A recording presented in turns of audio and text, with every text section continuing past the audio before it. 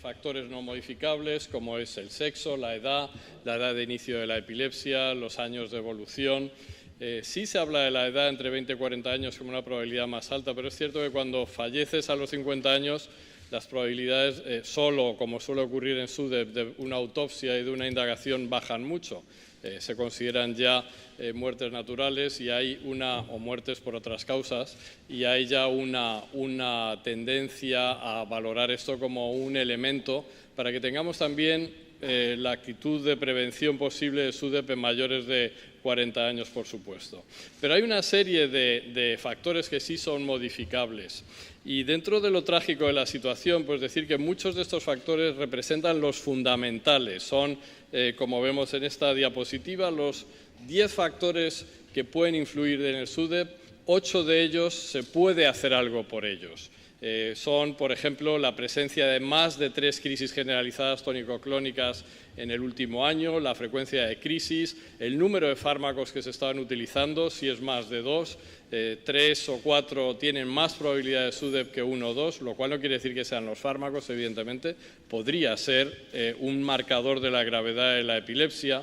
El que haya habido más de 3 crisis generalizadas tónico-clónicas en el último año en vez de 0, el que haya habido 10-20 crisis en general, el que haya muchos cambios de fármacos antiepilépticos y que estos se hagan de forma rápida, todos esos son elementos sobre los que probablemente podemos influir y que podrían reducir la incidencia de SUDEP o prevenir a algunos pacientes de padecerlo.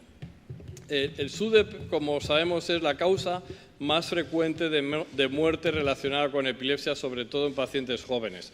No quiere eso decir la mayoría de los pacientes no van a morir por SUDEP, pero relacionado con epilepsia sí es por SUDEP.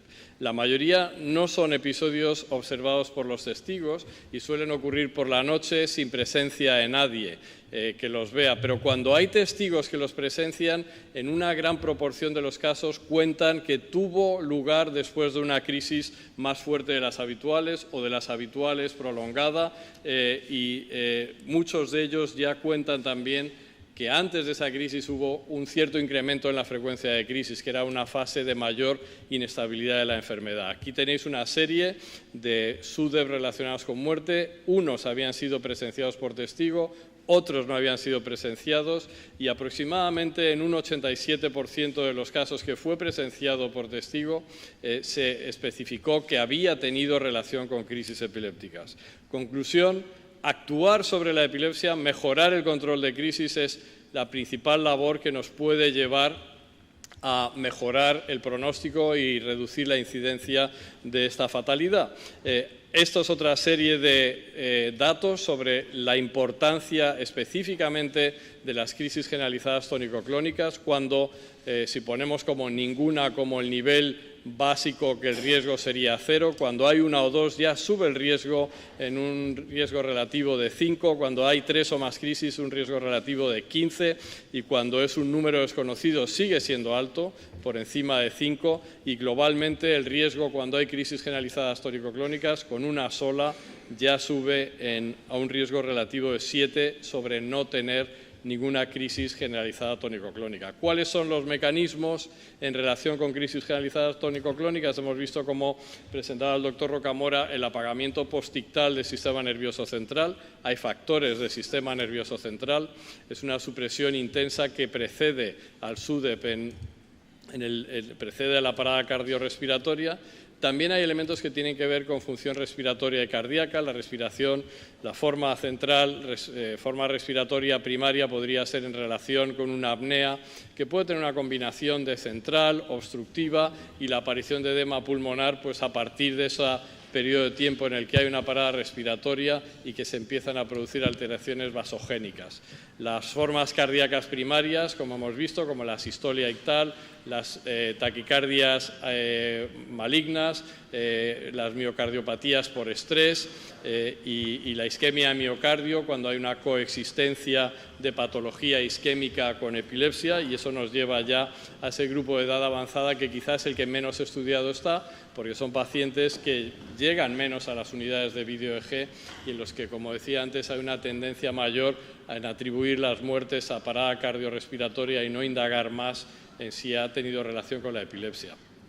La afectación respiratoria en modelos animales se ha demostrado que incidiendo en ella se puede mejorar. Aquí vemos en este modelo de ovejas que se presentaba SUDEP mediante una manipulación, epilepsia y riesgo de SUDEP mediante una manipulación, vemos cómo la hipoventilación ocurre de una manera muy precoz. En esos primeros 1 o 2 minutos ya es muy marcada la presencia de hipoventilación y elevación de PCO2 y bajada de PO2, comparado con las que no sufrieron SUDEP, como veis aquí. Y en el modelo de ratón con crisis audiogénicas, que se ha utilizado también para valorar el SUDEP, es importante que cuando se les proporciona un medio enriquecido de oxígeno, reduces mucho el riesgo de SUDEP. De hecho, prácticamente desaparecía en este estudio. Así que la disfunción respiratoria y el SUDEP están relacionados, y en humanos lo vemos, pues cómo es esa hipoventilación postcrítica es muy común en los que han sido presenciados por testigos, comentan que no recuperaba la respiración. Sabemos que en los vídeo EEGs rutinarios de pacientes con todos tipos de epilepsia hay una apnea central ictal en un 40, en torno hasta el 60% de los pacientes, pero que si nos centramos en pacientes con epilepsias farmacoresistentes sube hasta una reducción del 80% en la saturación de oxígeno en un tercio de estos pacientes. Por otro lado, sabemos que en algunas ocasiones hay esa coexistencia de apnea obstructiva que debe ser estudiado en estos pacientes de especial riesgo, apnea obstructiva que puede estar mediada pues aumento de peso, sedentarismo que lleva al aumento de peso, medicación antiepiléptica que hace cierta hipoventilación, y esto nos lleva a pensar que quizá en estos grupos de más riesgo, aparte de trabajar en mejorar apnea, utilizar dispositivos de detección de crisis que hoy en día siguen siendo todavía difíciles de aplicar, pero que parece que el desarrollo crece y que posiblemente en el futuro cercano habrá algo más eficiente.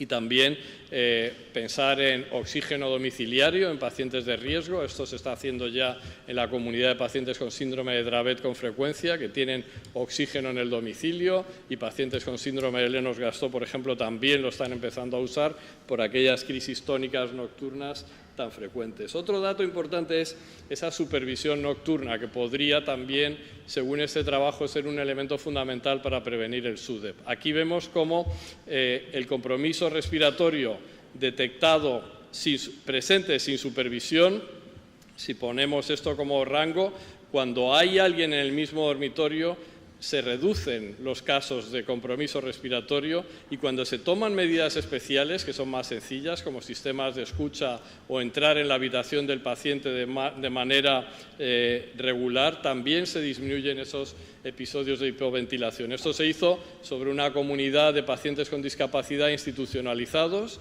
y viendo en ese grupo bien concreto cómo se puede manejar la hipoventilación, se pueden hacer cosas por la noche y quizá hay que pensárselo en pacientes de más riesgo. La sistolia durante la monitorización pues no es infrecuente. La mayoría de las sistolias o bradicardias marcadas son relativamente leves, pero sí debemos prestar especial atención a estos pacientes que en el medio exterior, fuera de la monitorización vídeo EEG, nos comentan en la historia clínica que tienen caídas súbitas. Esto es un trabajo que publicó el doctor Rocamora. La caída súbita en el seno de una crisis sugiere un fallo cardíaco, una bradicardia extrema o una sistolia, y también aquellos que tienen una palidez intensa.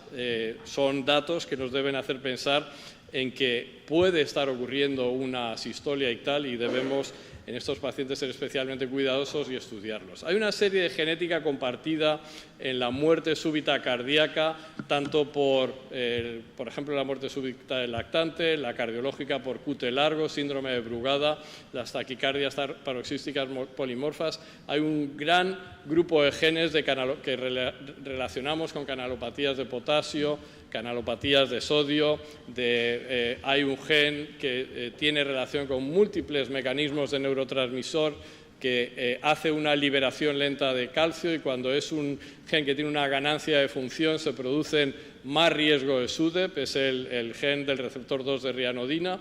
Y bueno, por otro lado, en la mayoría de las epilepsias no vamos a tener una situación monogénica que lo explique, pero puede haber un trasfondo genético, unos polimorfismos que te presentan una mayor probabilidad de SUDEP.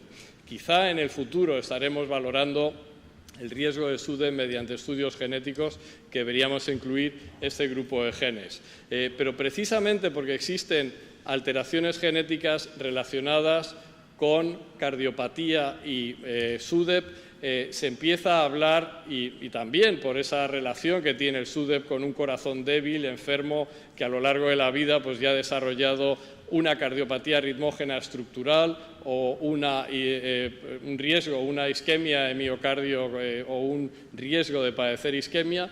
Entonces, hay esta recomendación publicada hace unos años que he introducido algunas modificaciones que básicamente comentan que en todos los pacientes con epilepsia deberíamos tener de entrada un electrocardiograma de rutina, que además debemos tener especial cuidado en la anamnesis de cada uno de los episodios y buscar esos elementos de riesgo de asistolia, bradicardia, como son la relación de las crisis con el ejercicio, la presencia de palidez intensa ictal o periictal, la caída súbita, como decíamos antes. También buscar la historia familiar, antecedentes familiares de muertes trágicas, muertes en edad joven de forma súbita y, por supuesto, también la presencia de SUDEP en algún otro familiar.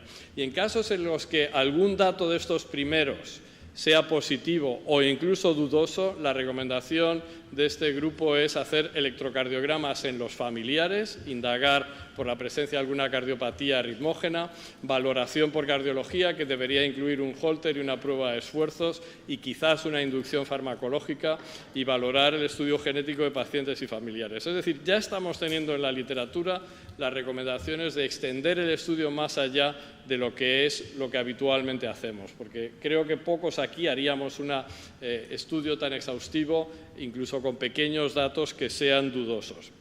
La disfunción respiratoria y SUDEP, por no indagar más en ello, pero sí me parece importante el buscar la apnea obstructiva en este grupo de enfermos. El siguiente elemento que debemos valorar es la serotonina y SUDEP. Hay estudios animales que revelan cómo la utilización de inhibidores de la recaptación de serotonina reduce el periodo de apnea. Así lo vemos en este estudio con ratas, como tanto si se dio fluoxetina de forma aguda durante unos días o si se dio, de forma aguda antes de inducir crisis, se ve como en la barra tratados con el fármaco hay una reducción de la parada respiratoria que es proporcional a la dosis de fluoxetina utilizada. Y también cuando fueron tratados de forma crónica durante 5 días, en el 5.º día de tratamiento, cuando se induce crisis que llevan a SUDEP, también se produce, que llevan a reducción de respiratoria, a parada respiratoria, también se reduce la duración y la tasa de respiración deprimida en ese grupo de ratas tratadas. Por otra parte, también hay estudios en personas, en humanos, de forma retrospectiva, en los que se analiza en vídeo EEG y oximetría en 87 crisis de 16 pacientes que estaban tratados con IRS y 409 de 57 pacientes que no estaban tratados con IRS, y se observa cómo en aquellos pacientes tratados con IRS la tasa de presión respiratoria es mucho inferior, además de una forma significativa, cuando se producen crisis no generalizadas tónico-clónicas. No vieron esa diferencia estadísticamente significativa cuando las crisis sí eran generalizadas tónico-clónicas. Y, por último, ¿Cómo podemos interferir de forma terapéutica, ¿no? Hay un estudio en el que analiza la probabilidad de presentar SUDEP en ensayos clínicos y encuentra que la probabilidad es mayor cuando el paciente está en el brazo de no tratamiento activo, ya sea en placebo o en dosis infraterapéuticas del fármaco, dependiendo del diseño del estudio. Entonces, aquellos pacientes que están en dosis bajas, que luego se han considerado infraterapéuticas para ese fármaco una vez que ha sido aprobado, o los que estaban en placebo, tenían una tasa de SUDEP mayor, pero marcadamente mayor. Podéis ver aquí como 6,9 de riesgo comparado con 0,9 cuando el fármaco estaba administrado en dosis eficaces. ¿Esto qué quiere decir? Que hacer algo, tratarlo, mejorar el control de las crisis tiene una incidencia en SUDEP, como lo es también la cirugía de epilepsia. Algunos trabajos muestran cierta tendencia a mejorar o a reducir, sin llegar a normalizar, la tasa de SUDEP después de la lobectomía temporal, como este de Hennessy, pero también hay otros trabajos que demuestran, como este de Sperling, que desaparece la probabilidad de SUDEP en un seguimiento a 5 años cuando la cirugía consigue el control completo de las crisis. Es decir, hay cosas que se pueden hacer. Mejorar el control de las crisis es probablemente la fundamental y la que todos ya estamos haciendo de manera natural. Así que, ¿cuáles serían las medidas por hacer un resumen de ello? Pues identifiquemos los pacientes con mayor riesgo, que son aquellos que tienen crisis generalizadas tónico-clónicas y, sobre todo, si son prolongadas, si la apnea es prolongada, si refieren los familiares una marcada cianosis, bradicardia o palidez. Cuando hay una supresión EEG postictal marcada en la monitorización video EEG, ahí sí que tenemos que ser más exhaustivos y seguir a estos pacientes más de cerca. También cuando hay crisis focales con atonía, como decía antes, y pacientes que ya padecen cardiopatía o enfermedad pulmonar obstructiva, por ejemplo. El control de crisis mediante medicación óptima, modificar hábitos asociados con empeoramiento de crisis, pues la falta de sueño extrema, situaciones de estrés que en ese caso concreto podrían afectar, aunque eso es difícil de manejar, y modificar los hábitos. También incluye el exceso de consumo de alcohol, según algunos trabajos está asociado con una mayor tasa de SUDEP. Facilitar el acceso a cirugía de epilepsia. Hay algunos trabajos que muestran cómo el tratamiento con estimulador del nervio vago reduce la tasa de SUDEP pasados 2 años del tratamiento. Buscar comorbilidad psiquiátrica, y los tratamientos con inhibidores de la recaptación de serotonina pueden ser una necesidad que psiquiátrica por depresión está indicado, y que probablemente van a facilitar también o podrían mejorar los riesgos de SUDEP. La apnea del sueño, la cardiopatía son también importantes de identificar. La supervisión en pacientes con alto riesgo, esto es quizá uno de los elementos más difíciles. En los centros de discapacitados la supervisión es infrecuente y poco exhaustiva. En personas que tienen epilepsia, pues en general se adelantan los familiares y se ofrecen a supervisar de diferentes formas. Ha habido tradicionalmente una actitud de los médicos de decir no hace falta que lo haga. Quizá nuestro discurso está cambiando y estamos diciéndoles pues sí, supervíselo, ponga medidas de escucha, ponga detectores de crisis debajo del colchón, estemos al tanto de los nuevos dispositivos que van apareciendo.